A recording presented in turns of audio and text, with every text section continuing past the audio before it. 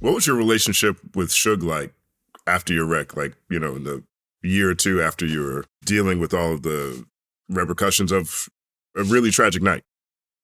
Suge has always kind of been my guy. But there's absolutely a guy before the wreck and a guy after the wreck. You know what I mean? But he always watched me, always had my back.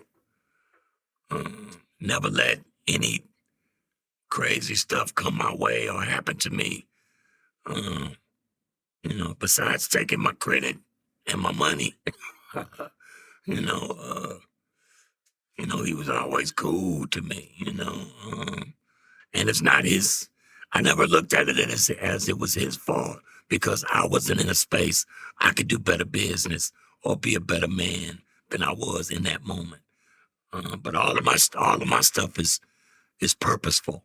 So I think he had a really amazing opportunity to do some incredible stuff.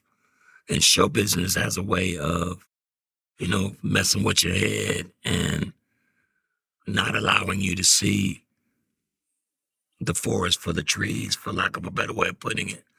But the same thing that happened to Eazy happened to him. You couldn't see how big it was at the time. All you saw was how big you could be. Not knowing that if it's just you at the top, it makes it easier for you to fall. Instead of building a bunch of millionaires around you so you could never fall. That's a really interesting parallel. The same thing that happened to Eazy happened to Suge. Is this ego in that? Is that what you mean by that? Do you mind elaborating on that? Sure. Yeah. Ego, power and control. This is mine. It wasn't yours when it wasn't worth millions, hundreds of $millions, it wasn't yours. It was ours. But when it became worth $100 million, then the paperwork started in and it became mine. This is mine. It goes all the way back to the reason Cube left NWA in the first place. The paperwork showed up and people start going into their corners and saying, this is mine, but it's mine. But it was so much money. 75 grand a piece, I think the number was, for all of those guys. Not me, mind you, even though I did just as much work as anybody else. But they were all getting $75,000 a piece to make themselves legitimately, legally a part of this group.